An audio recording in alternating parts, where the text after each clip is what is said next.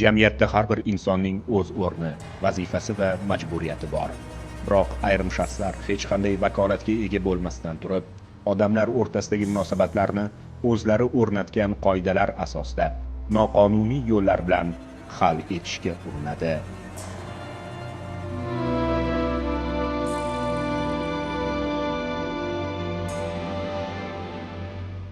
El-yurt ovozida Baxt Tashkenskiy deb tanilgan Qudratulla Baxtiyor Zafarovich o'g'illari bo'laman. Baxtiy Tashkenskiy. Jinoyat olamida Baxtiy Tashkenskiy laqabi bilan tanilgan. Sud hukm qiladi. Qudratullayev Baxtiyor Zafarovich 20 yil muddatga ozodlikdan mahrum qilish jazosi tayinlansin. Yoshlikda mana shu otamni yo'nalishlarini ushlayman. Otamni shu anaqalarni egallayman degan ayollarda yurgan edim. Endi qamalmashimdan oldin. Endi hamma narsa o'ylaganlarimni hammasi katta xato ekan. Qonuniy kelganimga 1 yil bo'ldi. Xo'jalik ishlariga, qurilishlarga qarashib turaman.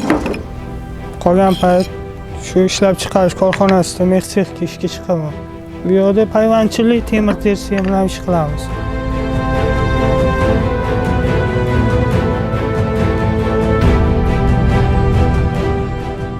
Bir yil oldingi hayotim bilan hozirgi hayotim ancha farqli.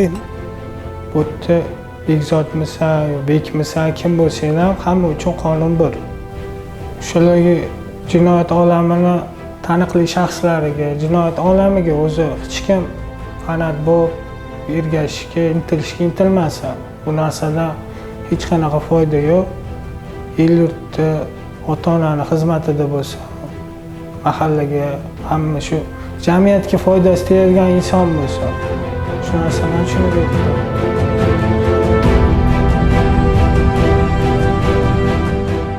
Oila va farzand sog'inchi 4 devor orasida ko'proq seziladi.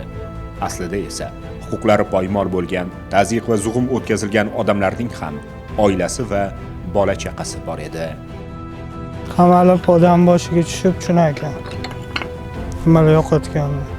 Farzandlarim ikkita dona. Keyingi yil maktabga chiqadi katta o'g'lim. Hadi tezroq keling, sizni sog'indim dedi. Shu gaplar hali hamon hayolimdan ketmaydi. Tunlari ko'zlarimni yumib yotganimda bolalarim tushimga kirib chiqadi, oilam. Endi pushaymonligimni yana bir anaqasi qattiqligi nimadanki, o'zimni shu maktabga chiqayotgan paytlarimni eslab, hozirgi kunda shu o'g'limni 1-sinfga 1-qo'ng'iroqqa olib chiqolmayotganligim, shu ota-onalar majlisi bo'ladi, ota-onalar majlisida ishtirok eta olmayotganim, unga shu dars ta'limlarida qarashmayotganim, shu hayotda endi qadam bosyapti-da ular. Shularga bir yaxshi o'rnak bo'lib, oldida suyanadigan tog' bo'lib bo'lmayotganlarim alam qiladi odamga.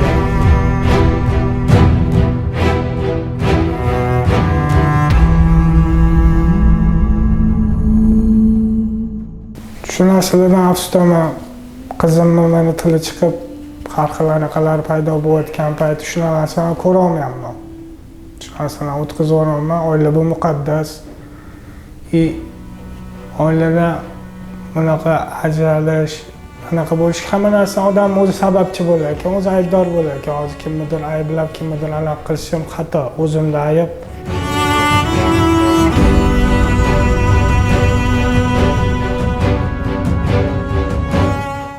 Noto'g'ri ishlar qilgan ekanman.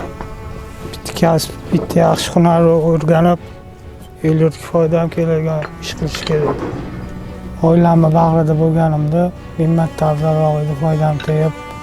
Hozir shuncha yo'l bosib, meni ko'rgani kelyaptilar, o'zi yedirmay-ichirmay katta qilganlarni o'zlari meni umidlarda katta qiladilar, nima natijalar bo'lganiga men pushaymonman.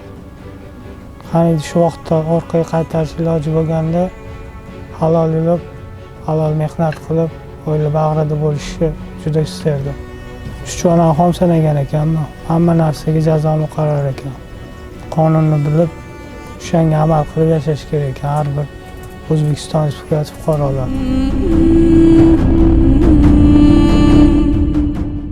Zafarov Bekzod Baxtiyorovich O'zbekiston Respublikasi Jinoyat kodeksining 165-moddasi 3-qismi V bandi va Jinoyat kodeksining 168-moddasi 4-qismi A bandidan Zafarov Bekzod Baxtiyorovich uyushgan jinoiy guruh tarkibidagi noqonuniy qilmishlar uchun Jinoyat kodeksining 165-moddasi 3-qismi V bandi hamda 168-moddasi 4-qismi V bandi bilan aybli deb topilib, 11 yilga ozodlikdan mahrum etilgan.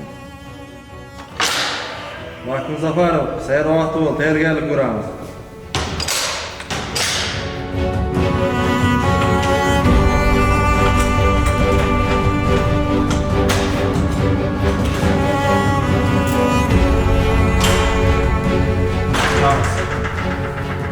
Hozirgi kunda shu narsalar hammasi oilani, ozodlikni, halol mehnat qilib, tinchlik omonlikda oila davrida o'tirishga 1% ham yaqin kelmas ekan. Hibsxonada mana уже 2 yildan oshiq o'tiribman. Shuni tushunib yetdimki, hibsxonada osh yeb, qanaqa idish tovoqlari tilladan bo'lgandan ko'ra, ko'chada oila davrida bir-biridan non yeb yurganingiz 1000 marta afzalroq ekan. U ko'chadan tashqaridan bu narsa chiroyli ko'rinadi, lekin ichki narsa ichiga kirganingizdan keyin ming afsus, уже kech bo'lar ekan. Shuning uchun men pushaymonman. Avvalambor ota-onamdan, qo'ni qarindoshlarimdan, mahallamdan, oilamdan, muhtaram prezidentimizdan, rahbariyatdan, hammadan uzr so'rayman. Qilgan ishimdan chin ko'ngildan pushaymonman. Shu yoshligi hozirgi kunda beradigan maslahatim kelayotgan kelajakdagi ular kelajakda shu yoshlar bizning kelajagimizda, kelajakda ular to'g'ri yursa foyda bor bizga. Ularga maslahatim iloji boricha ota-onaning duosini olib, el yurtda mahalla ko'yi xizmatida bo'lib, yaxshi kasb-hunarlarning egasi bo'lib, tilni o'rganib, har xil davlatlar bilan, tashkilotlar bilan hamrohlikda birga ishlab, O'zbekiston bayrog'ini ko'tarib, hammaga tanitib, yaxshi taraflama. Sport bilan shug'ullansa, xom xayolli qilmasdan, hamma narsani qadrlasin.